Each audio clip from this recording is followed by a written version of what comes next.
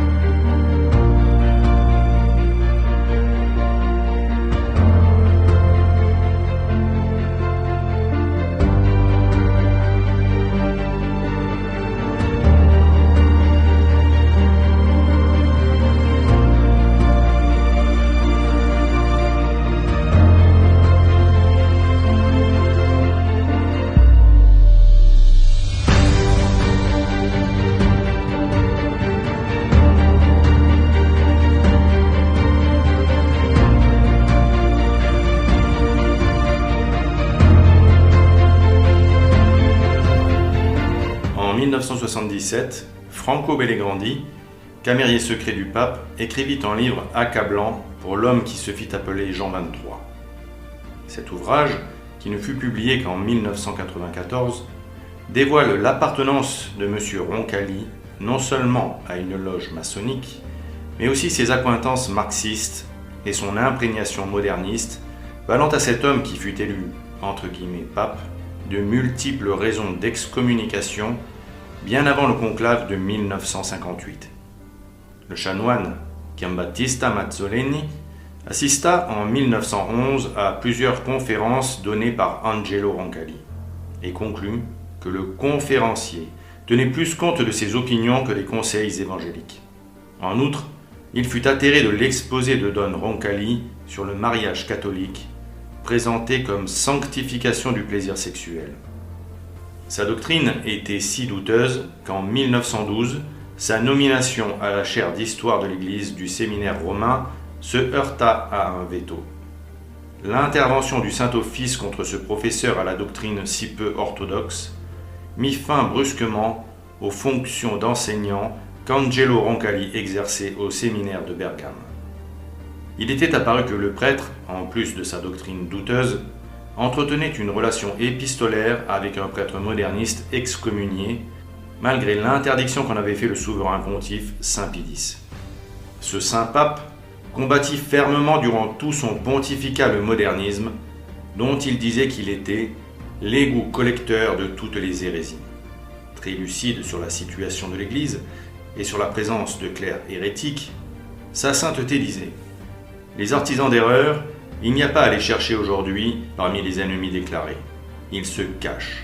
Et c'est un sujet d'appréhension et d'angoisse très vive, dans le sein même et au cœur de l'Église, d'autant plus redoutables qu'ils le sont moins ouvertement. » Le Saint-Père mit tout en œuvre pour démasquer et excommunier ces vipères. Mais certains, prudents comme des serpents, se tapirent dans l'ombre pour attendre leur heure. Quoi qu'il en soit, en 1907, 3 mois après que l'encyclique Pascendi fut publiée, l'abbé Roncalli donna une conférence publique qui ne passa pas inaperçue. Tout en ayant l'air d'approuver l'encyclique, l'abbé rendait un vibrant hommage à la curiosité intellectuelle, à la libre critique et à la remise en question des connaissances sans aucune restriction. Angelo Roncalli raconte lui-même dans son journal qu'il rencontra Saint Pie X en novembre 1908. Il l'entendit à cette occasion adresser une ferme mise en garde contre le modernisme et ses funestes conséquences. Et voici ce qu'il retint de cette mise en garde du Saint Pontife. Certainement saint, mais pas pleinement parfait, en ce qu'il se laissait envahir par l'inquiétude et se montrait si angoissé.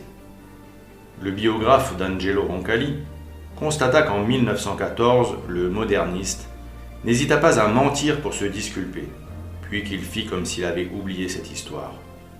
Accusé d'avoir lu l'œuvre de l'historien moderniste Monseigneur Duchesne, mise à l'index, il se dit prêt à récuser sous la foi du serment les accusations portées contre lui. Je n'ai jamais lu plus de 15 à 20 pages, et même là, très rapidement, du premier volume de l'histoire ancienne de l'église de Duchesne. Je n'ai jamais vu les 2 autres volumes, je n'ai donc pas lu une seule ligne de l'histoire de Duchesne traduite par Turki, que je n'ai jamais eu entre les mains, qui n'a jamais figuré dans ma bibliothèque, ce qui était faux. Et ce ne fut pas le seul mensonge que son biographe épingla. Dans son journal, Angelo Roncalli écrivit aussi le 15 septembre 1962.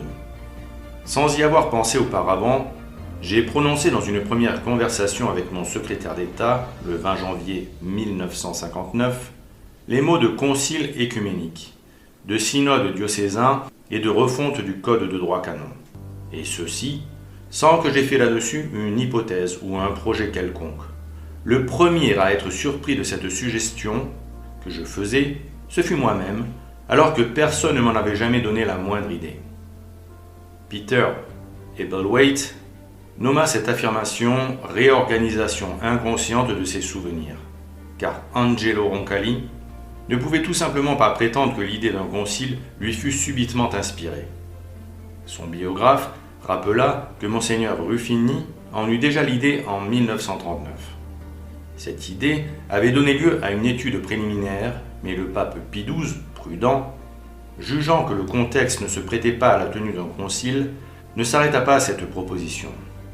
Or, 2 jours seulement après son élection, Jean XXIII se fit apporter les archives du projet. Un autre témoignage assez inattendu sur le sujet mérite d'être cité, même si son auteur fut un occultiste avéré et qu'il faut donc être circonspect au sujet de ses déclarations. Il s'agit de celui de l'économiste Jean-Gaston Bardet, qui écrivit en 1961.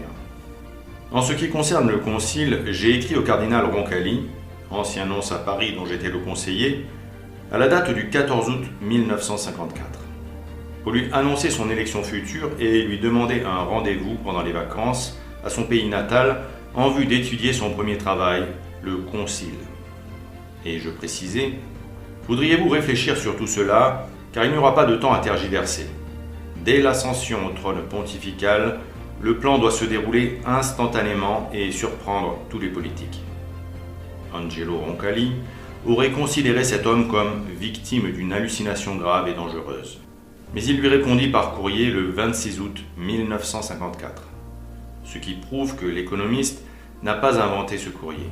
Jean-Gaston Bardet s'obstina, voulant absolument que le cardinal écoutât ce qu'il avait à lui dire pour qu'il se mette au travail. Il vint à Venise et réussit à rencontrer le « cardinal ». Il lui répéta alors de vive voix ses prédictions, lui assurant, selon Capovilla, que son pontificat serait marqué par des interventions doctrinales et des réformes disciplinaires. En janvier 1955, Angelo Roncalli fit allusion aux révélations de Jean-Gaston Bardet dans une lettre à sa sœur Maria. Un fou de français, qui a des révélations et un don de double vue, a été jusqu'à me dire le nom que je prendrai quand on me choisira comme pape. Des fous. Ce sont des fous. Enfin, toujours au sujet du concile, Desmond O'Grady, ancien correspondant du Vatican pour le Washington Post, rapporta que lorsqu'il était stationné à Istanbul en 1944, Angelo Roncalli fit un sermon au sujet d'un concile qui se tiendrait dans la période après-guerre. Mais pour en revenir au parcours d'Angelo Roncalli, signalons qu'il partit à la guerre comme infirmier avec le grade de sergent. 2 ans après l'armistice, en 1920, son signalement comme moderniste et progressiste le poursuivait. Il fut transféré à Rome pour y travailler, bien encadré, aux œuvres pontificales de la propagation de la foi. Mais à Rome, au lieu de rentrer dans le rang, il apprit au contraire à mieux dissimuler son modernisme, pour ne pas être officiellement excommunié. Rongeant son frein, comme tous ceux de la faction séditieuse moderniste, il attendit le moment propice pour laisser s'exprimer au grand jour sa volonté d'unir l'Église au monde. Sa duplicité lui permit de devenir évêque, quand, suite à un sermon contre le régime fasciste, le gouvernement italien réclama son éloignement de Rome. Le pape Pie XI le nomma alors visiteur apostolique en Bulgarie, en février 1925, et le fit consacrer archevêque le 3 mars. Il resta 10 ans dans les Balkans où, selon Franco Belligrandi, il fut initié rose-croix. Il écrivit « À l'époque du concile, fut répandue chez les pairs une publication circonstanciée qui accusait d'illégitimité l'élection de Jean XXIII parce que voulue par la franc-maçonnerie et qui indiquait Roncalli comme appartenant à cette secte depuis les années de sa nonciature en Turquie. Après les Balkans, ce fut la nonciature à Paris, période durant laquelle plusieurs sources prétendent qu'il fut initié franc-maçon. Yves Marsaudon, écrivain français franc-maçon par exemple, l'affirma. Marie-Bol Martinez, correspondante pour The Wanderer, National Review et The American Spectator, écrivit que des gardes républicains avaient observé depuis leur poste le nonce, en tenue civile, quittant sa résidence pour assister aux réunions du jeudi soir du Grand Orient de France, loge de son ami Vincent Auriol.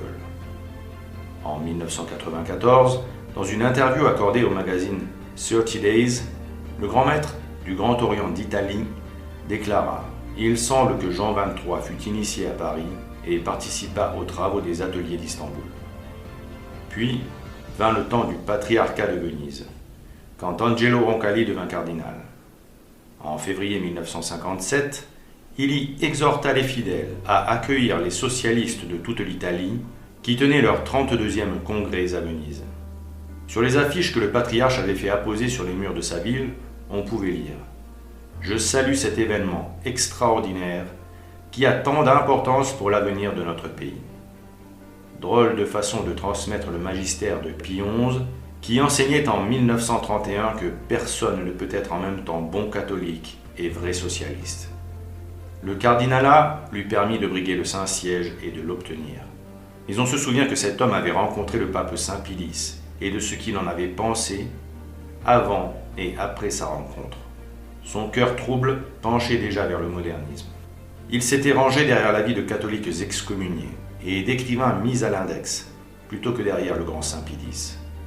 Pourtant, voilà ce que sa sainteté Saint Pie X disait au sujet de l'amour que l'on doit porter au Saint-Père.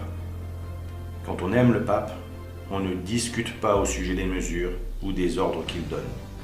On ne recherche pas jusqu'où doit aller l'obéissance et quelles sont les choses dans lesquelles on doit obéir. Quand on aime le pape, on n'objecte pas qu'il n'a pas parlé assez clairement. Comme s'il était obligé de répéter à l'oreille de chacun ses volontés clairement exprimées, tant de fois, non seulement de vive voix, mais encore par des lettres et d'autres documents publics. On ne met pas en doute ses ordres, sous le prétexte, si facile pour celui qui ne veut pas obéir, que ce n'est pas le pape qui commande, mais ceux qui l'entourent. On ne limite pas le champ où son autorité peut et doit s'exercer. On ne préfère pas à l'autorité du pape celle d'autres personnes, si doctes soient-elles, qui ne sont pas du même avis que le pape. Car si elles ont la science, elles n'ont pas la sainteté, parce que celui qui est saint ne peut être en dissentiment avec le pape. Mais le jeune Roncalli n'avait pas aimé la manière dont le souverain pontife l'avait mis en garde contre les dangers du modernisme. Il l'avait vu comme un oiseau de malheur, un prophète de mauvais augure. Son analyse sur les temps que l'Église du XXe siècle traversait tranchait radicalement avec celle de Saint Pie X, comme le montre la comparaison d'un passage d'une allocution de Jean XXIII à l'occasion de l'ouverture du pseudo-concile Vatican II et d'un passage de la première encyclique de Saint Pie X, mise en avant par l'abbé Ricossa. Le pape Roncalli déclara en effet « Dans l'exercice quotidien de notre ministère pastoral, il nous faut souvent entendre, à notre grande tristesse, ceux qui, bien qu'enflammés de zèle, n'ont pas beaucoup de jugement ou de sens de l'équilibre. Pour eux, le monde moderne n'est que trahison et ruine. Ils prétendent que cette époque est bien pire que les précédentes, et l'histoire est pourtant la grande maîtresse de cette vie. Ils se conduisent comme si l'ère des précédents conciles œcuméniques avait vu le triomphe parfait de l'idée et de la cause chrétienne, et comme si la liberté religieuse n'avait jamais été comprise dans le passé. Nous nous sentons obligés de dire notre désaccord avec ces prophètes de malheur qui ne font qu'annoncer des catastrophes, comme si la fin du monde était imminente. Pourtant, aujourd'hui, la Providence nous guide vers un nouvel ordre des relations humaines, qui, grâce à l'effort humain, dont il dépasse toutefois largement les espérances, nous vaudra la réalisation d'espérances encore plus grandes et dont nous n'osons même pas rêver. De cette façon, les oppositions humaines elles-mêmes peuvent conduire au bien même de l'Église. Angelo Roncalli se permit donc de faire cette déclaration alors que la première encyclique de Saint Pie X, rappelons-le, montrait l'inquiétude du souverain pontife vis-à-vis de la situation de l'Église. Inquiétude si profonde qu'il en venait à se demander si l'Antéchrist n'était pas déjà né. Car voici ce qu'il disait avec angoisse. En outre, et pour passer sous silence bien d'autres raisons, nous éprouvions une sorte de terreur à considérer les conditions funestes de l'humanité à l'heure présente. Peut-on ignorer la maladie si profonde et si grave qui travaille en ce moment bien plus que par le passé la société humaine et qui, s'aggravant de jour en jour et la rongeant jusqu'aux moelles, l'entraîne à sa ruine. Cette maladie, vénérable frère, vous la connaissez, c'est à l'égard de Dieu l'abandon et l'apostasie, et rien, sans nul doute, qui mène plus sûrement à la ruine. Selon cette parole du prophète, voici que ceux qui s'éloignent de vous périront. De nos jours, il n'est que trop vrai. Les nations ont frémi, et les peuples ont médité des projets insensés contre leur Créateur. Et presque commun est devenu ce cri de ses ennemis: retirez-vous de nous. De là, des habitudes de vie tant privées que publiques, où nul compte n'est tenu de sa souveraineté. Bien plus, il n'est effort ni artifice que l'on ne mette en œuvre pour abolir entièrement son souvenir et jusqu'à présent sa notion. Qui pèse ces choses a droit de craindre qu'une telle perversion des esprits ne soit le commencement des maux annoncés par la fin des temps, et, comme leur prise de contact avec la terre, et que véritablement, le fils de perdition dont parle l'apôtre n'ait déjà fait son avènement parmi nous. Si grande est l'audace, et si grande la rage avec laquelle on se rue partout à l'attaque de la religion, on bat en brèche les dogmes de la foi, on tend d'un effort obstiné à anéantir tout rapport de l'homme avec la divinité.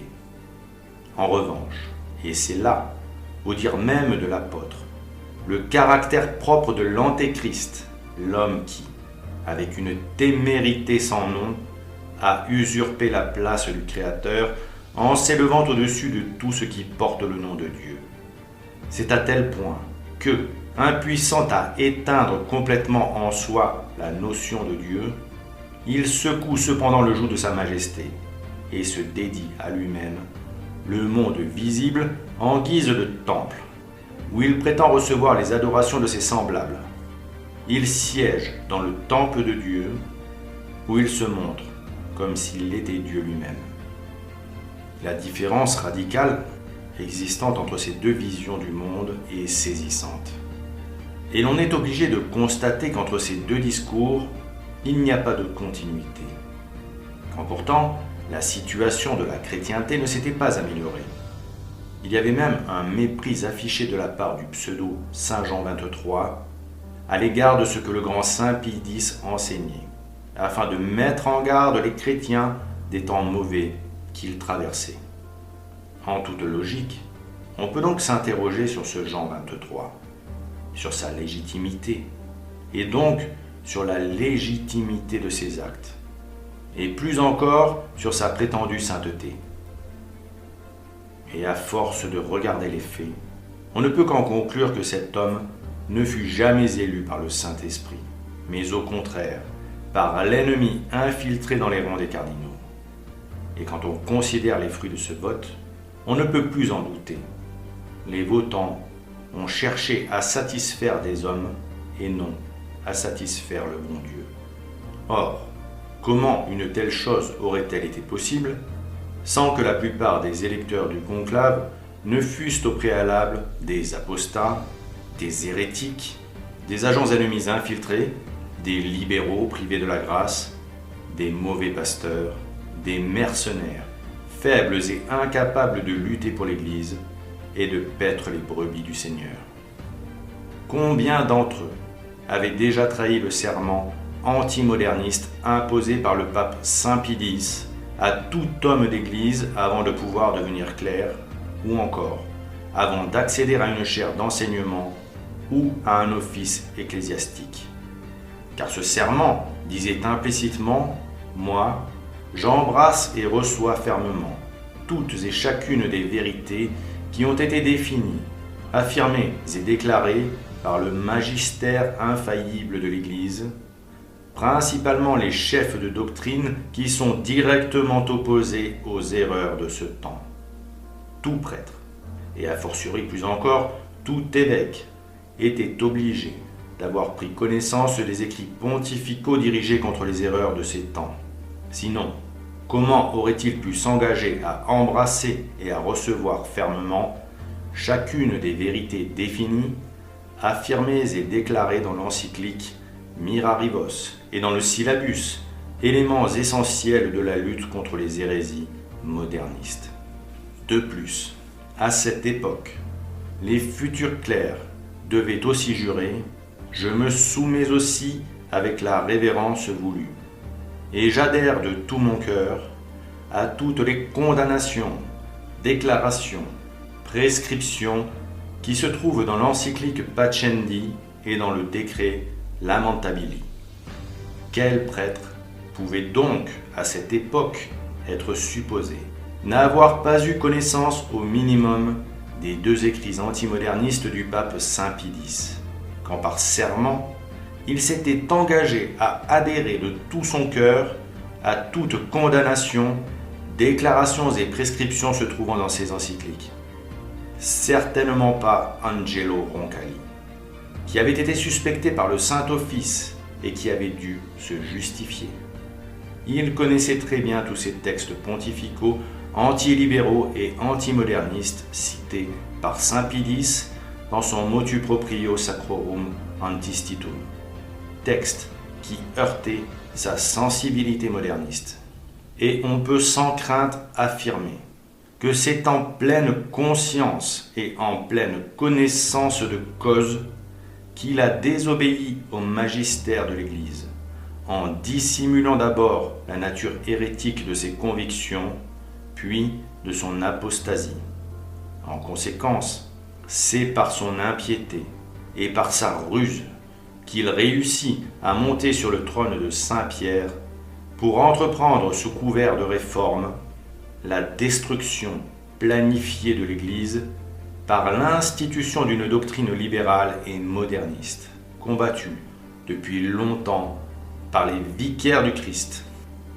Il était de ces hommes dont le pape Saint Pie X se disait « Nous n'avons plus à lutter comme au début avec des sophistes, s'avançant couverts de peau de brebis, mais avec des ennemis déclarés et cruels, ennemis du dedans, qui, ayant fait un pacte avec les pires ennemis de l'Église, se proposent la destruction de la foi. Nous parlons de ces hommes qui, chaque jour, s'élèvent audacieusement contre la sagesse qui nous vient du ciel. Ils s'arrogent le droit de la réformer, comme si elle était corrompue. Ils prétendent la renouveler, comme si le temps l'avait rendue hors d'usage. Ils veulent en augmenter le développement et l'adapter aux caprices, aux progrès et aux commodités du siècle, comme si elle était opposée non pas à la légèreté de quelques-uns, mais au bien même de la société. En aucun cas, un prince de l'Église n'aurait dû voter pour un homme aussi suspect qu'Angelo Roncalli, mais les 2/3 des cardinaux s'y résignèrent. Pourtant, ces électeurs prétendirent œuvrer au nom de Dieu. Ils avaient même demandé l'inspiration du Saint-Esprit, comme le veut le rite. Mais selon les dires du cardinal Siri, celui qui fut véritablement désigné fut évincé sous la menace. Évincé. Et il refusa la charge pontificale sous la menace. et dans ce moment historique, capital pour l'avenir de l'Église, les autres cardinaux ne firent rien. Aucun d'eux ne se dressa pour lancer l'anathème sur ceux qui osaient profaner la sainteté du conclave. Aucun d'eux ne quitta le conclave qui tournait à la farce. Non, les cardinaux ne firent rien. Et non seulement ils se turent sur ce scandale, mais en plus, ils jurèrent de garder le secret comme le font les conspirateurs et les francs-maçons. Pourtant, les menaces suffisaient à annuler le conclave. Et cette seule raison, indépendamment de tout autre motif, suffit à rendre l'élection d'Angelo Roncalli invalide. Ainsi, les cardinaux, qui avaient vocation de diffuser la vérité, la scellèrent et plongèrent l'Église dans les ténèbres une première fois en 1958. Puis ils recommencèrent quelques années plus tard, non seulement lors des conclaves suivants, mais plus encore au moment où échut la date choisie par la Sainte Vierge pour la publication du troisième message de Fatima, qui très certainement mettait en garde l'Église contre l'offensive colossale qu'elle allait subir avec Vatican II. Ces cardinaux ont laissé Satan imposer à l'Église un faux chef, qu'ils ont ensuite laissé mener à bien les réformes perverses de Vatican II, sous couvert d'obéissance, tenus par leurs terribles secrets, pétrifiés par les conséquences que pourrait avoir la diffusion de leur infamie. Ils furent complices de la contre-Église et depuis, leur secte est une antichambre maçonnique où les décisions se prennent dans l'ombre. Ensuite, les événements s'enchaînèrent, de fausses nominations en fausses élections, de fausses réformes en fausses doctrines et de fausses consécrations en fausses ordinations. L'Église a été sabotée de l'intérieur par des agents pathogènes extérieurs qui se sont attaqués à tout ce qui était saint pour le rendre détestable aux yeux des catholiques désorientés et subjugués par les fausses doctrines du diable.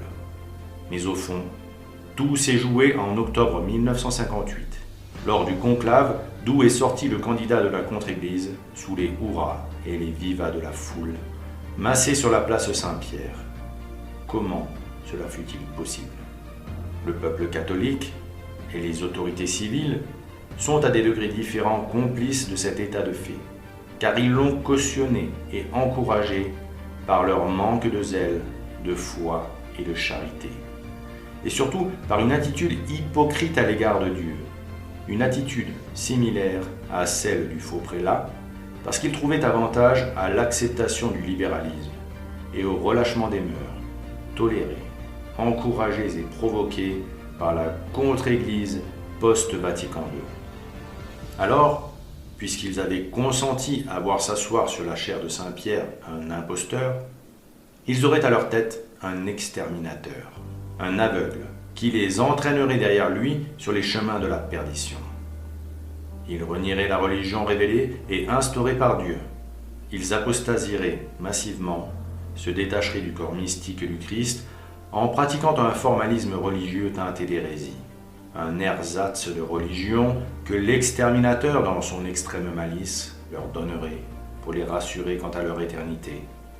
Mais derrière une honnêteté de façade, basée sur une commode obéissance à des autorités abusant manifestement des droits que leur procuraient des fonctions usurpées, l'immense majorité des catholiques a renié les choix de la divine providence en se ralliant sans restriction au vote sacrilège du conclave.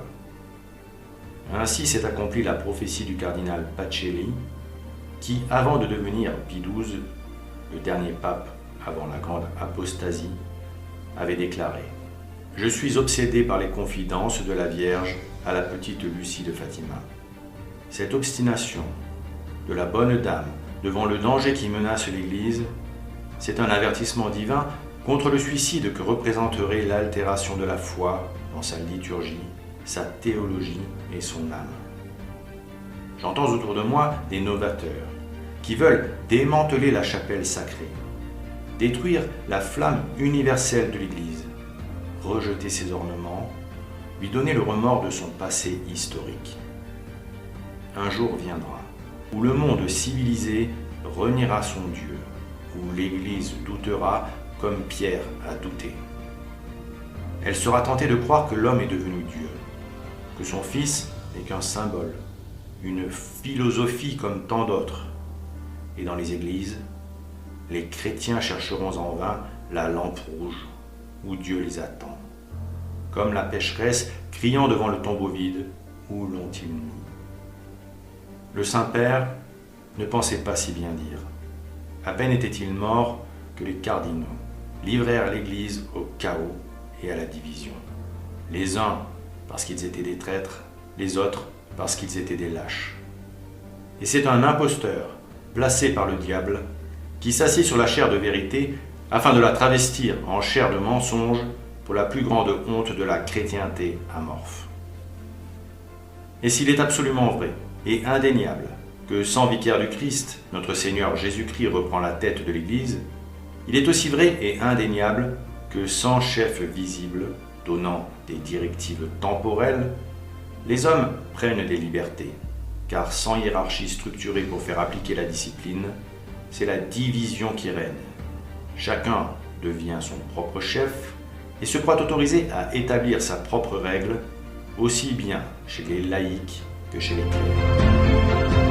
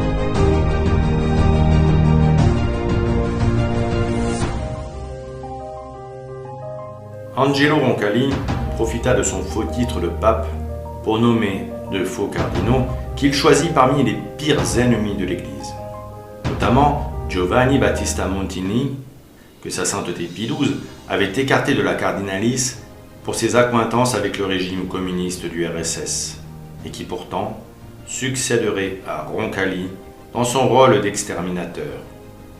Le cardinal Hénan, qui avait participé au conclave de 1958, déclara « Il n'y avait pas de grand mystère au sujet de l'élection du pape Jean. Il fut choisi parce qu'il était un très vieil homme. Sa principale tâche était de faire de Monseigneur Montini un cardinal pour qu'il puisse être élu au prochain conclave. » Mais il nomma aussi l'ignoble Franz Koenig, qui appartenait au clan libéral et qui se rapprocha des églises protestantes et des communautés juives, comme des partis de gauche. Acteur de premier plan lors du pseudo-concile de Vatican II, il fut chargé du dialogue œcuménique avec les églises orthodoxes, ainsi que des relations officielles et surtout officieuses avec les régimes communistes d'Europe de l'Est.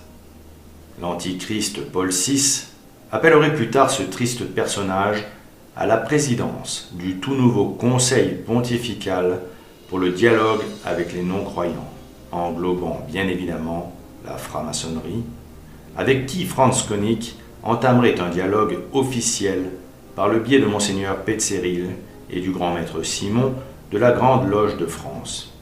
Et ce triste sire jouerait aussi un rôle clé dans l'élection de Karol Wojtyła, alias Jean-Paul II.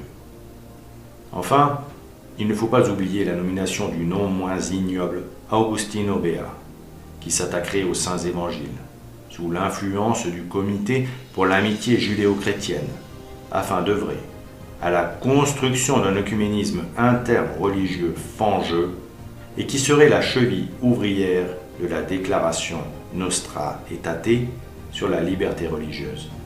Ce texte, ainsi que les autres textes de Vatican II, constituent les fondements d'une nouvelle fausse religion, prêchant l'hérésie du salut universel et préparant la fausse religion syncrétiste du noachisme, qui servira à l'établissement de la religion de l'Antéchrist.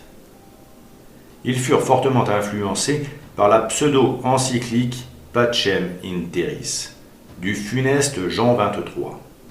Œuvre diabolique, prônant des valeurs maçonniques, ce texte mis en musique par le compositeur juif Darius Milhaud constitue un modèle de propagande mondialiste.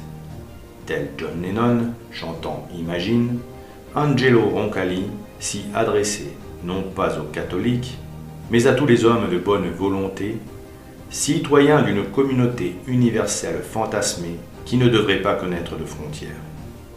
Soulignons au passage que le fait même que le tube planétaire d'Angelo Roncalli fut mis en musique par son ami juif Darius Milhaud contraste fortement avec les préconisations du pape Pie XII au sujet de la musique sacrée dans son encyclique Musicae Sacrae Disciplina, même si l'on doit considérer que cette œuvre musicale ne constitue pas en soi une œuvre de musique sacrée et pour cause. Rappelons tout de même l'enseignement de Pie XII sur le sujet, afin de mettre en avant l'étonnant choix que fit Angelo Roncalli en laissant un juif composer une musique qui accompagnerait son enseignement.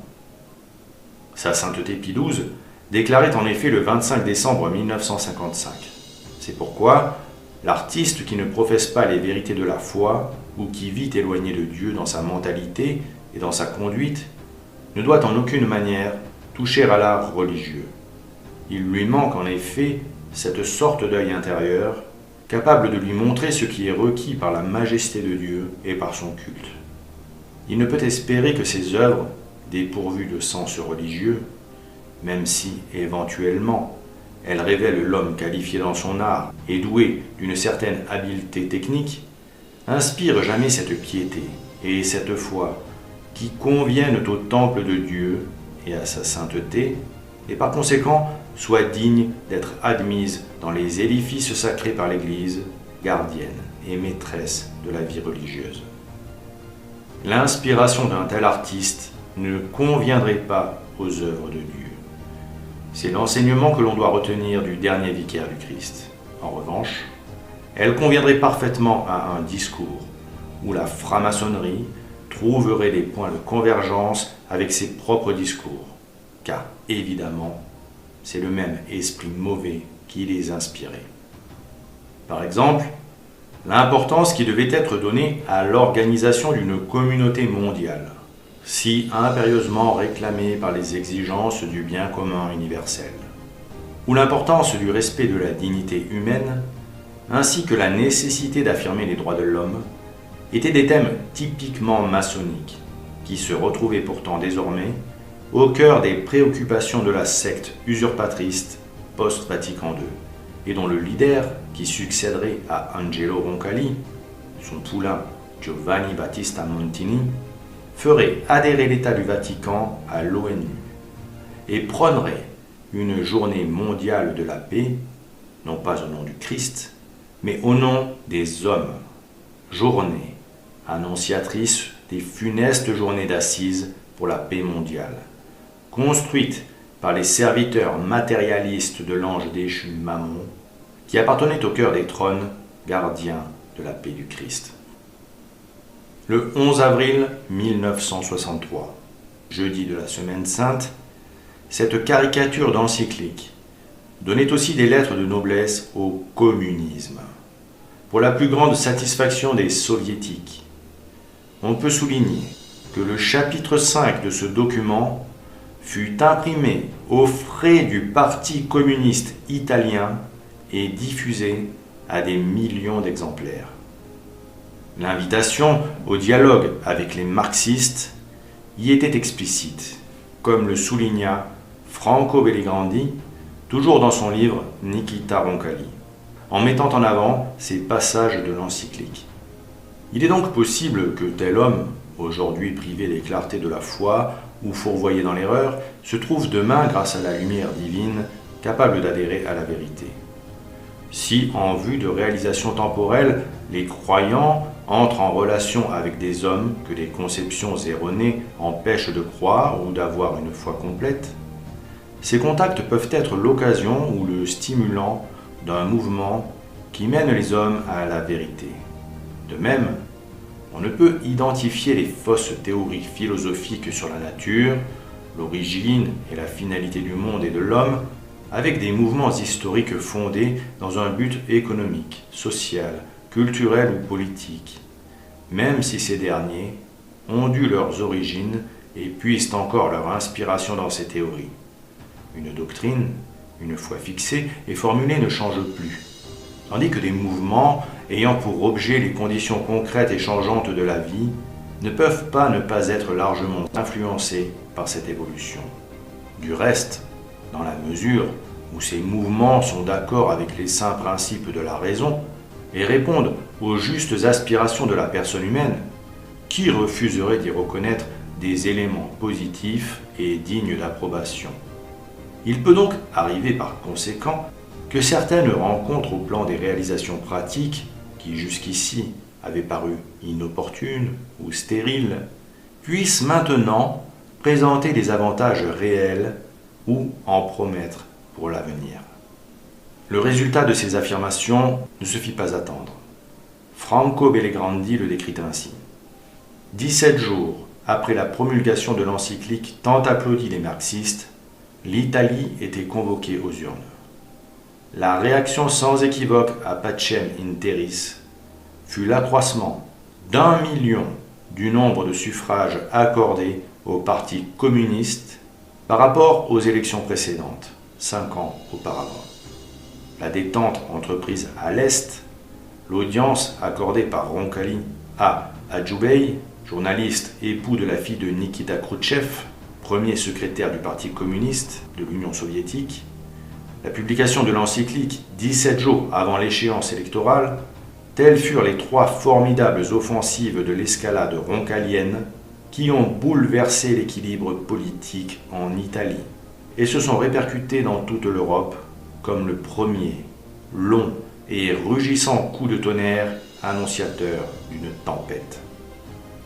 Le 21 avril 1903, le secrétaire général du Parti communiste britannique, John Golan, devant les caméras de télévision, affirma quant à lui que l'encyclique Pacem in Terris l'avait surpris et réjoui, qu'il avait par conséquent exprimé sa plus sincère satisfaction au récent 28e congrès du parti.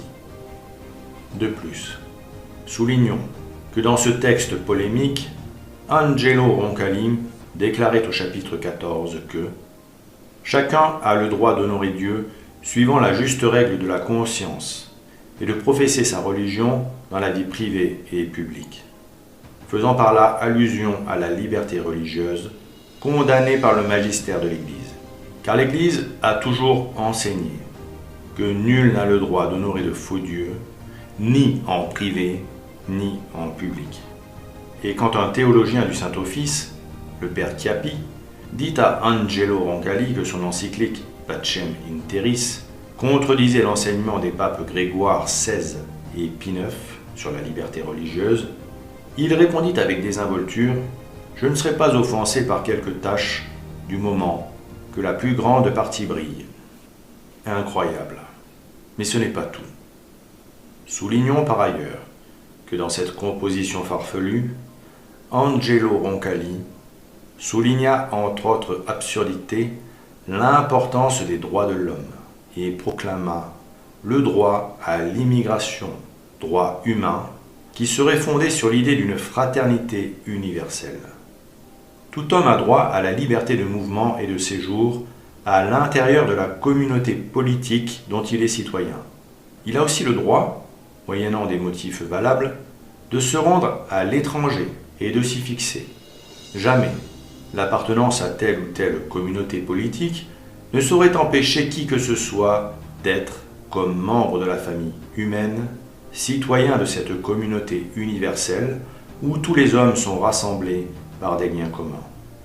Ce que déclarait le frère Roncalli était loin de ce qu'écrivait 10 ans plus tôt le pape Pie XII sur l'immigration.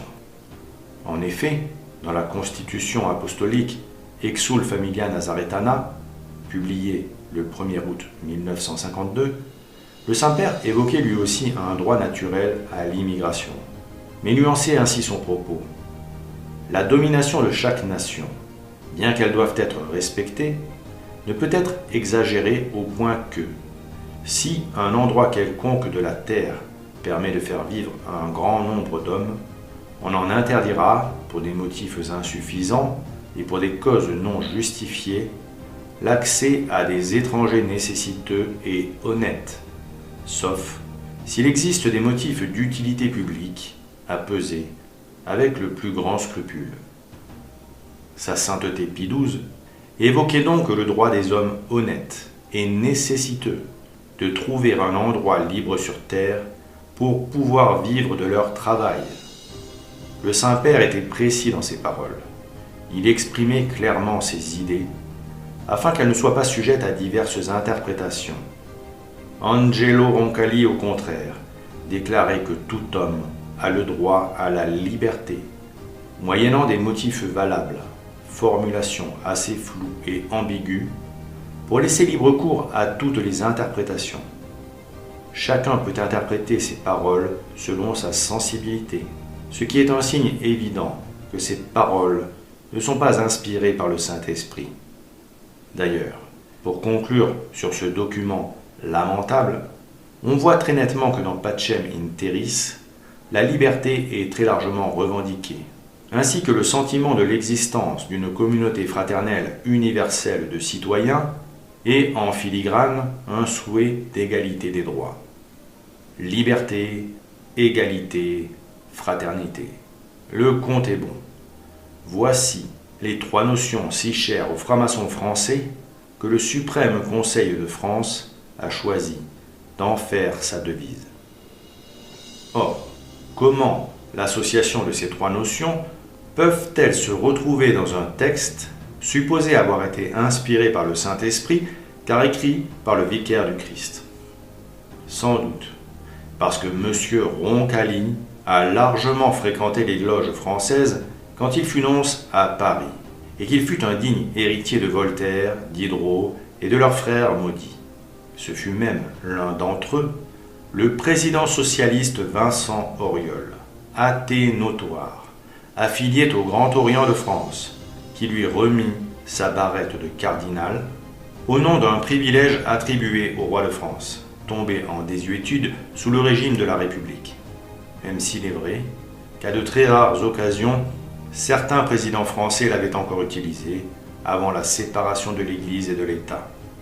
Alors pourquoi solliciter cet honneur, si ce n'était pour désigner le frère qui serait bientôt le futur candidat des loges à la prochaine élection pontificale?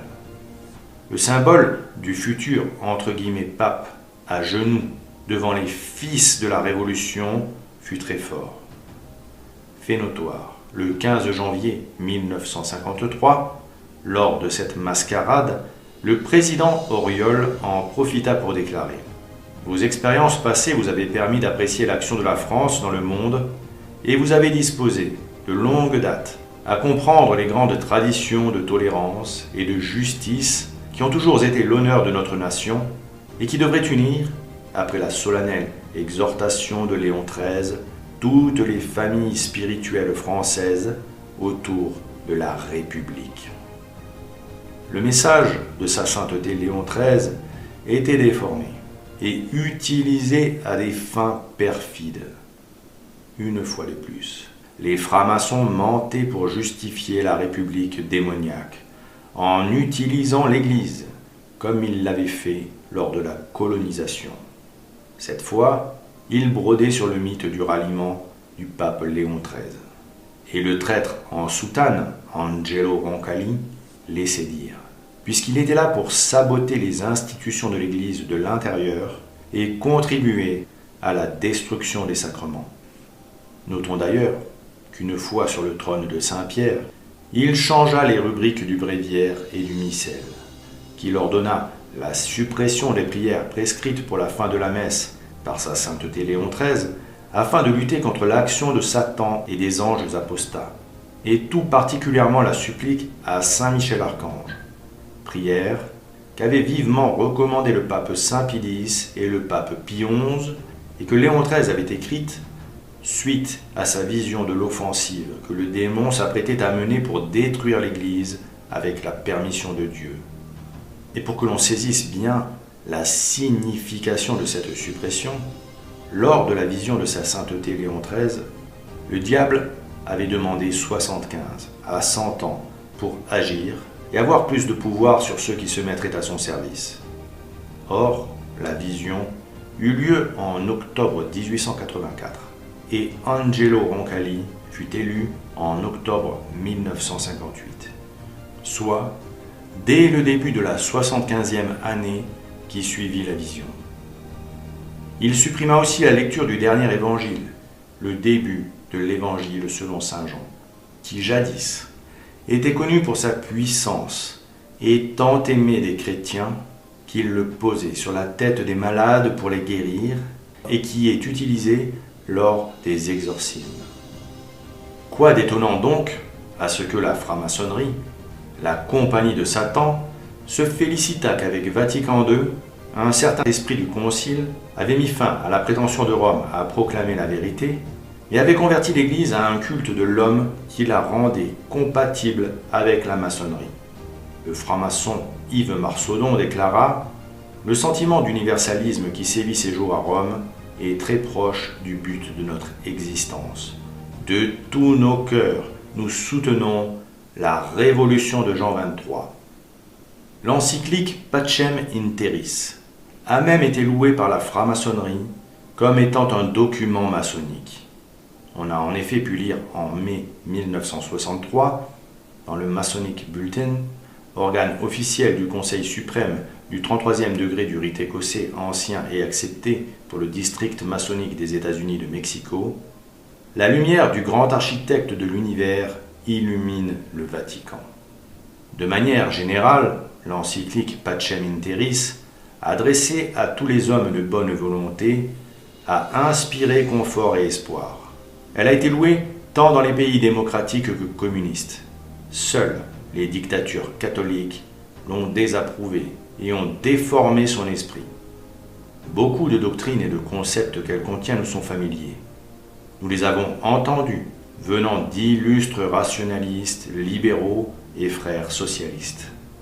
Après avoir pesé le sens de chaque mot, nous pouvons dire que, nonobstant l'immondice littéraire typique et proverbiale du Vatican, l'encyclique Pacem in Terris est une déclaration vigoureuse de la doctrine maçonnique. Nous n'hésitons pas à recommander sa lecture réfléchie. Ainsi, la franc-maçonnerie pouvait recommander ce texte et travailler désormais ouvertement à un dialogue entre la maçonnerie et la contre-église post-Vatican II.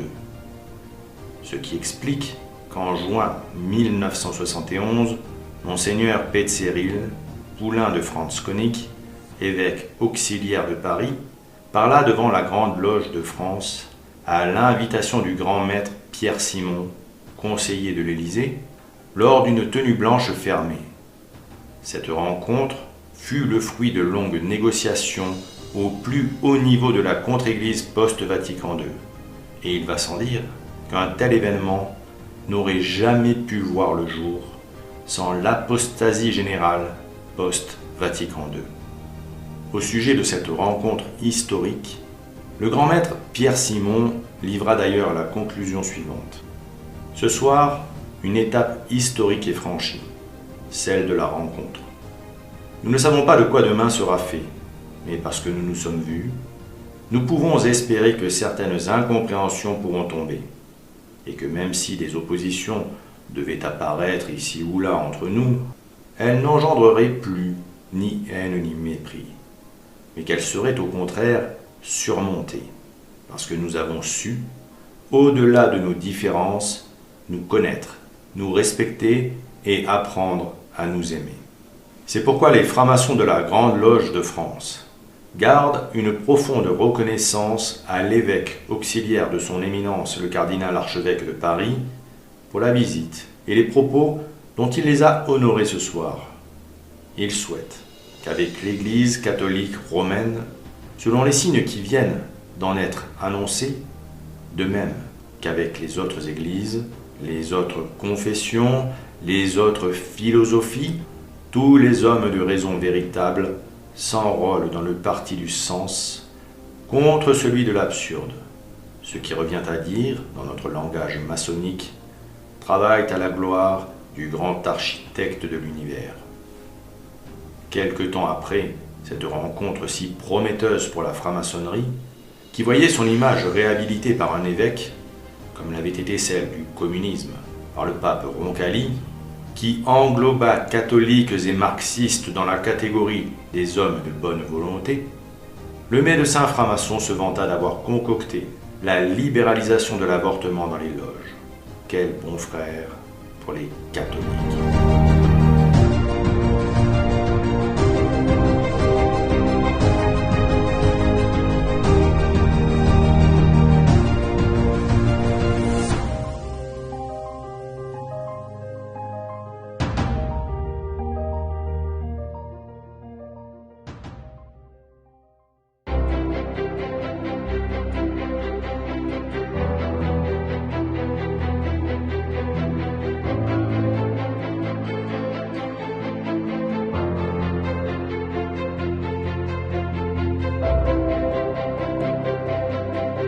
Alors que la France est bouleversée par l'assassinat d'un professeur d'histoire, victime du terrorisme islamiste, une rencontre interreligieuse prophétique s'est déroulée à Rennes le 18 octobre 2020.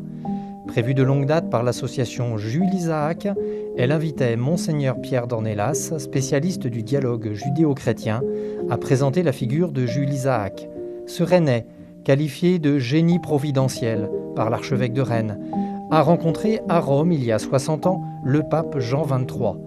Ce rendez-vous historique a influencé l'évolution de l'Église catholique sur le judaïsme, entre autres lors du Concile Vatican II. Monseigneur Dornelas a analysé le combat de Jules Isaac, né en 1877 et mort en 1963.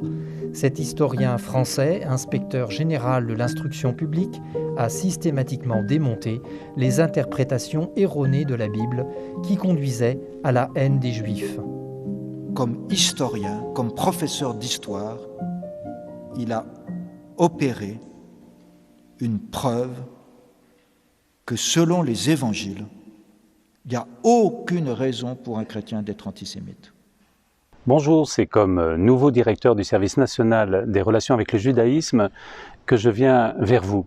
Le service national des relations au judaïsme, vous le savez, est né dans la dynamique du Concile Vatican II. Et au moment du Concile Vatican II, il y a eu un texte extrêmement important, Nostra Aetate, qui évoque le lien spirituel entre chrétiens et juifs. Et c'est le rappel de l'importance de nos racines juives. Alors aujourd'hui, je viens évoquer les fêtes d'automne, et en particulier Rosh Hashanah. Lors de la fête, au moment des offices, les uns et les autres portent un vêtement blanc, aussi bien les rabbins que les fidèles. De même, à l'issue de la fête, on se souhaite Shana Tova, bonne année, et également on offre des mets sucrés pour signifier la douceur que l'on souhaite aux uns et aux autres. Dans les 10 jours qui suivent, on se prépare à Yom Kippour, le grand pardon. C'est un moment de pénitence, de relecture, d'introspection. Et puis, après Yom Kippour, c'est la fête des cabanes, Sukkot. Et on conclut les fêtes d'automne par un moment très important aussi qui est le don de la Torah, la joie d'accueillir la parole de Dieu. Et qu'ainsi, par l'enseignement, il faut un redressement du christianisme. Oui, il me semble que ce professeur d'histoire, Jules Isaac, rend un hommage appuyé à tous les professeurs d'histoire et singulièrement à celui que nous pleurons et qui a enseigné ce que nous pouvons appeler un redressement de tout ce qui peut être quelque chose d'erroné et qui conduit à la haine. À l'issue de la conférence, Jean-Léon Cohen, vice-président et fondateur du groupe Jules Isaac de Rennes, a remis à Monseigneur Pierre Dornelas une médaille représentant Jules Isaac.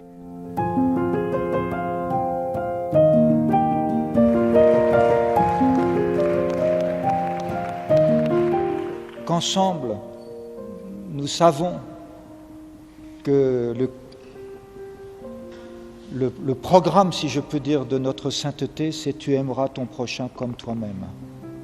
Ensemble. Alors c'est un fait. Le 28 octobre 1958, Angelo Roncalli usurpa le trône de Saint-Pierre et prit le nom de Jean XXIII. Nom d'un antipape déposé par le concile de Constance en 1415. Il convoqua rapidement le concile Vatican II et en juin 1960, il nomma le père Bounini, de sinistre mémoire, secrétaire de la commission liturgique préparatoire du concile. Le frère Bounini, qui quelques années plus tard serait convaincu d'appartenance à la franc-maçonnerie et nommé en Iran en guise de sanction, poursuivit son œuvre misérable de réforme liturgique entamée par la ruse sous le pontificat de Pie XII et cumula les modifications provisoires en attendant les réformes conciliaires. Les leçons des pères de l'Église furent raccourcies au strict minimum, tout en exprimant le souhait hypocrite que le clergé continua à se nourrir l'âme de manière autonome, en puisant de lui-même aux sources patristiques. Alors que l'abominable « cardinal Béat » discréditait sournoisement ses enseignements en préparant Nostra Aetate, en collaboration notamment avec le propagandiste Jules Isaac et les associations juives prétendant que l'antisémitisme trouvait ses sources chez les pères de l'Église, comme on peut le lire sous la plume de Jules Isaac, qui écrivait dans son journal « On communiquait beaucoup entre bureaux du concile et groupes juifs, tandis que l'American Jewish Committee et l'Anti-Defamation League du Bnei Brit se faisaient entendre haut et fort à Rome. De son côté, le rabbin Abraham J. Heschel, du séminaire théologique juif de New York, qui avait fait la connaissance de Béat à Berlin 30 ans plus auparavant, rencontra celui-ci à Rome. Béat avait déjà lu l'ouvrage du séminaire en question intitulé « L'image des Juifs dans l'enseignement catholique ». Cet ouvrage fut suivi d'un autre document de l'American Jewish Committee, article de 23 pages intitulé « Éléments anti-juifs de la liturgie catholique ». S'exprimant au nom de l'American Jewish Committee, Heschel dit espérer que le Vatican expurgerait l'enseignement catholique de tout passage, laissant entendre que les Juifs étaient une race maudite. Et ce faisant, pensait Heschel, le Concile n'exhorterait nullement les Juifs à devenir chrétiens. Ce travail de sape aboutit finalement au désastre du pseudo-concile Vatican II qui consacra l'erreur. Ce triomphe écrasant du mensonge marqua le début d'une véritable idolâtrie au cœur même du peuple de Dieu, dans les enceintes sacrées que sont les églises, les chapelles et les cathédrales, construites par nos pères pour honorer le Dieu très haut.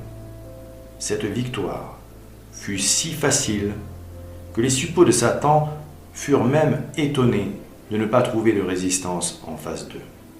Il s'avéra qu'ils avaient si bien préparé le terrain que malheureusement, l'épiscopat dans sa très large majorité, pour ne pas dire dans sa quasi-intégralité, était d'une manière ou d'une autre moralement corrompu et en accord avec au moins une des erreurs combattues par sa sainteté Pie IX dans son syllabus et par le pape Saint Pie X dans son encyclique Pacendi Domini Gregis sur les erreurs du modernisme. Monsieur Joseph Rodi, dans un article bien connu intitulé How the Jews Change Catholic Thinking, publié dans Look Magazine le 26 janvier 1966, affirma que le meilleur espoir que l'Église de Rome ne soit pas perçue à nouveau comme complice de ce génocide réside dans le 4e chapitre de sa déclaration sur les relations de l'Église avec les religions non chrétiennes, Nostra Aetate, que le pape Paul VI a érigé en loi vers la fin du Concile Vatican II. À aucun moment du discours qu'il a prononcé depuis le siège de Pierre, le pape n'a parlé de Jules Isaac. Mais quelques années après, Charles de Provenchère, archevêque d'Arles, a peut-être exposé en toute clarté le rôle d'Isaac en déclarant « C'est un signe des temps qu'un laïc, et même un laïc juif, ait été à l'origine d'un décret du Concile. » Cela a de quoi interpeller n'importe quel catholique soucieux de connaître le mal qui frappe la catholicité et l'inciter à s'intéresser à ce Jules Isaac, historien français, auteur, à la suite d'Albert Mallet, de célèbres manuels d'histoire usuellement appelés Mallet et Isaac. Jules Isaac fut un pionnier des amitiés judéo-chrétiennes, notamment à travers sa participation active aux travaux de la conférence de Sélisberg, qui aboutit à des préconisations pour enseigner une religion catholique débarrassée de ses germes antisémites. Joseph Rodi, l'auteur de l'article précédemment cité, nous apprend que Jules Isaac fut un éminent historien, membre de la Légion d'honneur et inspecteur des écoles en France. 3 bonnes raisons, en définitive, de se méfier de cet homme. Surtout quand on se penche sur ce que Léon de Poncin dit de lui. C'est après la disparition de son épouse et de sa fille, mortes en déportation, qu'il consacra les 20 dernières années de sa vie à une étude critique des relations entre judaïsme et christianisme, et qu'à cette fin, il écrivit 2 ouvrages importants. Jésus et Israël, publié la première fois en 1946, puis en 1959, et Genèse de l'antisémitisme, publié en 1948 et de nouveau en 1956. Dans ces 2 livres, Jules Isaac critique férocement les enseignements chrétiens, les déclarant avoir été la source de l'antisémitisme, et il prêche, ou pour être plus exact, il exige la purification et l'amendement de ces doctrines bimillénaires. Sitôt après la fin de la guerre, il commença d'organiser au plan national et international des réunions suivies par des sympathisants catholiques favorables à ses arguments. Jules Isaac fonda alors la première association d'amitié judéo-chrétienne, aidé en cela par le grand rabbin de France et son adjoint, Jacob Kaplan, et les personnalités juives Edmond Flegg et Léon Algazi. Leurs amis catholiques comme Henri Marou, Jacques Madol, Jacques Nantais et leurs amis protestants comme le professeur Lovski et Jacques Martin. Les statuts de l'association excluaient toute tentative de conversion réciproque parmi ses membres.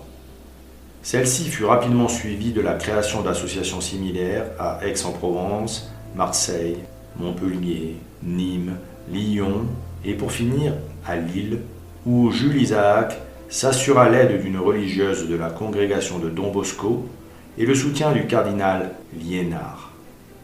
En 1949, il établit le contact avec le clergé de Rome et par cette entremise put obtenir une audience privée de Pie XII devant laquelle il plaida en faveur du judaïsme, demandant au pape de bien vouloir faire examiner les 10 points de Sélisberg.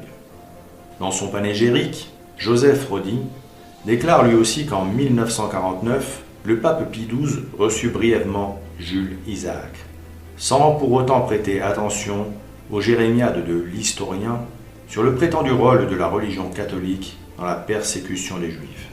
Car cet affabulateur, inspiré par le démon, présentait l'enseignement catholique, le Saint Évangile de Saint Matthieu et l'interprétation des textes inspirés des pères de l'Église comme source de l'antisémitisme.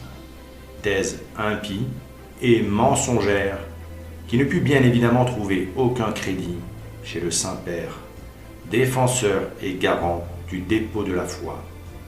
En revanche, M. Rodi nous informe, toujours dans le même article, que l'homme eut beaucoup plus de succès en 1960 auprès du « cardinal Béat » de sinistre mémoire et de l'imposteur Roncalli, qui n'hésitèrent pas, à la demande du président franc-maçon de la République maçonnique française, Vincent Auriol, qui avait remis sa barrette de cardinal à Roncalli quand il était nonce à Paris, qui n'hésitèrent pas donc à dérouler le tapis rouge devant cet ennemi déclaré de l'Église, prétendant travailler au développement d'une chimérique amitié judéo-chrétienne et qui n'hésitait pas à écrire ceci le 10 juin 1960.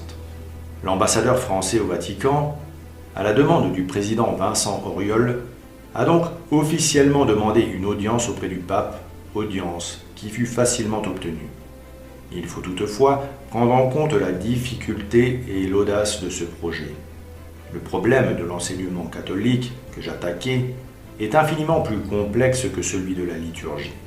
Ce problème touchait, sinon les principaux dogmes de foi, au moins une tradition millénaire produit des pères de l'Église depuis Saint Jean Chrysostome à Saint Augustin.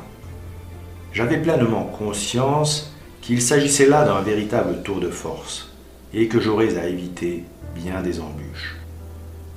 À tour de rôle, Béat et Roncalli écoutèrent avec bienveillance ces lamentations insanes et prirent ses dires sur ce qu'il appelait l'enseignement du mépris, si ce n'est pour des paroles d'évangile, du moins pour un manuel d'instruction à l'égard des autorités catholiques.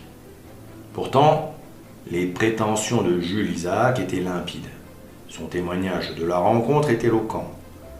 J'essayais d'exposer ma requête concernant l'enseignement de l'Église sur le judaïsme, et avant tout en exposant ses fondements historiques.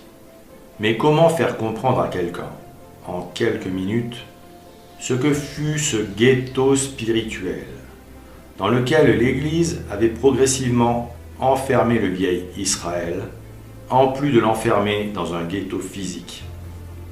Il existe aujourd'hui un contre-courant purificateur qui grandit de jour en jour. Toutefois, de récentes études ont montré que l'enseignement du mépris demeurait encore. Entre ces deux tendances contraires, l'opinion catholique est divisée et incertaine. C'est pourquoi il est indispensable qu'une voix au sommet de la hiérarchie, la voix de la tête de l'Église, indiqua à tous la bonne direction et condamne l'enseignement du mépris dans son essence antichrétienne. Puis, je présentai ma note conclusive et la proposition de créer un sous-comité pour étudier la question. Le pape répondit immédiatement. Depuis le début de notre conversation, je pensais exactement à cela. À plusieurs reprises, pendant ma courte prise de parole, il montrait sa compréhension et sa sympathie. Mais voici la fin de l'entretien. En lui confiant toute ma gratitude pour son accueil, je lui demandai si je pouvais emporter avec moi quelque espérance. Il s'écria « Vous avez droit à encore plus que cela ». En souriant, il ajouta « Je suis le chef, mais je dois aussi consulter, faire en sorte que ces questions soient étudiées. Ce n'est pas une monarchie absolue ici. » Puis nous nous saluâmes, nous serrant à nouveau simplement les mains. Dans un article publié le 12 juin 2020 sur le site du journal La Croix et intitulé Jules Isaac et le pape Jean XXIII, une rencontre décisive pour la question juive, on peut lire que Norman Tobias, s'appuyant sur les archives du Vatican, montre le rôle déterminant de cette rencontre et la proximité des deux hommes. Et l'article cite un extrait des archives privées du Vatican de Monseigneur Loris Capovilla, secrétaire privé du « pape Jean XXIII ». Il est vrai que jusqu'à ce jour-là, Jean XXIII n'avait pas pensé que le concile eût également à s'occuper de la question juive et de l'antisémitisme. Mais depuis ce jour-là, il ne cessa de s'en occuper. Norman Tobias conclut que si Jules Isaac n'était pas intervenu, la question d'un texte sur les relations de la religion chrétienne avec la religion juive dont elle est issue n'aurait probablement pas été inscrite à l'ordre du jour du concile. C'est aussi ce qu'affirmera un père du concile, Monseigneur de Provenchère, faisant référence au paragraphe 4 intitulé « La religion juive » de la déclaration conciliaire Nostra Aetate lors d'une conférence de l'amitié judéo-chrétienne d'Aix-en-Provence. Je crois pouvoir affirmer qu'à l'origine de ce texte, il y a la démarche de M. Isaac. Sans doute est-ce un signe des temps qu'un texte conciliaire ait été inscrit par un pape au programme d'un concile œcuménique, ait été étudié, discuté, adopté par plus de 2000 évêques à la demande d'un laïc et d'un laïc qui n'était pas chrétien. Et ce journal, soi-disant catholique, d'écrire cette déclaration assez incroyable. Ce 13 juin 1960, le pape Jean XXIII et Jules Isaac ont planté un arbre d'amitié, à la croissance vigoureuse, qui ne cesse de porter des fruits, comme en témoignent, entre autres, les déclarations et gestes des papes après le concile et les rencontres sur le terrain entre juifs et chrétiens. Aujourd'hui, cet arbre d'amitié, il nous appartient de le faire fructifier, pour que juifs et chrétiens aident, par une présence civique et spirituelle, la société moderne à s'orienter. Comme il est vrai que l'on reconnaît l'arbre à ses fruits. On comprend mieux les déclarations de M. Rodi, affirmant que des groupes juifs, comme l'American Jewish Committee et l'Anti-Defamation League du B'nai B'rith, communiquaient avec le « concile Vatican II ». Le cardinal Maran Béat fut le premier président du Conseil pontifical pour la promotion de l'unité des chrétiens, département de la Curie romaine fondé en 1960. Son but est de participer à l'œcuménisme interreligieux. Son premier président, Agostino Béat, fut nommé directement par le pape Jean XXIII. Le conseil est divisé en deux sections. Une pour les relations avec les communautés issues de la Réforme et une autre pour les églises particulières d'Orient. On notera que la rencontre entre le « pape Roncalli » et Jules Isaac fut décisive dans la décision prise de créer cette commission et de demander à Agostino Béat, le 18 septembre 1960, de rédiger une déclaration à propos des relations entre l'Église catholique et les Juifs, déclaration qui fut la genèse du document Nostra Aetate. Les instructions d'Angelo Roncalli à Agostino Béat concernant la future déclaration furent de laisser de côté pour le moment ces éléments sur lesquels nous différons. L'attitude qu'il attendait des pères du pseudo-concile Vatican II à l'égard des sectes non catholiques peut être résumée par cette phrase : « Nous n'avons pas l'intention de mener un procès du passé. Nous ne voulons pas prouver qui avait raison ou qui avait tort. Tout ce que nous voulons dire, c'est rassemblons-nous, mettons fin à nos divisions. » Ce qui sous-entendait qu'au minimum les torts étaient partagés et que l'Église catholique avait sa part de responsabilité, notamment dans les schismes. Pour l'anecdote, notons que le 13 mars 1963, Augustin Béat entrait en fin d'après-midi dans les bureaux de l'American Jewish Committee de New York. Il était là pour donner des réponses aux membres de ce comité qui voulait notamment savoir ce que contiendrait la déclaration sur les Juifs, alors à l'étude, dans le cadre du Concile Vatican II, déclaration qui deviendrait Nostra Aetate. Béat était l'interlocuteur officiel du Vatican apostat avec les milieux sionistes juifs américains et français. Son rôle est parfaitement exposé dans le mémorandum du 17 novembre 1961, rédigé par les éminences du American Jewish Committee. Il était chargé d'écouter et de répondre à leurs doléances pour la modification des éléments considérés comme antisémites dans la doctrine et la liturgie catholique. On peut d'ailleurs souligner que dès 1959, le pape Roncalli fit enlever la mention juif perfide de la liturgie. Mais pour en revenir à son homme de paille, Augustino Béat, il n'était pas officiellement autorisé à répondre aux questions des organisations juives. Mais toujours, selon M. Rodi, il prit sur lui de déclarer « D'une manière générale, les Juifs sont taxés de déicide et une malédiction est censée peser sur eux, avant de démentir l'une et l'autre accusation. Car, affirma-t-il, même dans les comptes rendus des évangélistes, seuls les chefs des Juifs, se trouvant alors à Jérusalem, et un tout petit groupe seulement de leurs partisans, réclamèrent à grands cris la condamnation de Jésus. En revanche, leurs coreligionnaires et contemporains, alors absents, n'étaient impliqués en rien dans le déicide, pas plus que les générations de Juifs non nés. Le perfide Béat avait bien retenu la leçon de la déclaration de Seelisberg, et il osait dire le contraire de ce qu'il est écrit dans l'Évangile, car il y est bien écrit, et tout le peuple répondit, que son sang retombe sur nous et sur nos enfants. Or, ce témoignage terrible de la malédiction appelée par les Juifs sur eux et sur leurs enfants, selon les directives du Conseil pour l'amitié des chrétiens et des Juifs, le cardinal Béat le niait, prétendant, comme le préconise le point 8 de la déclaration, qu'il n'y avait pas de malédiction, car cet apôtre du salut universel, comme tous les sectaires de la contre-église post-Vatican II, prétendait qu'en mourant, le Christ avait prié pour leur pardon et que sa prière est plus forte que la malédiction. Sans aucun doute, Angelo Roncalli partageait les convictions de son coreligionnaire, car juste avant sa mort, il composa la prière suivante pour les Juifs.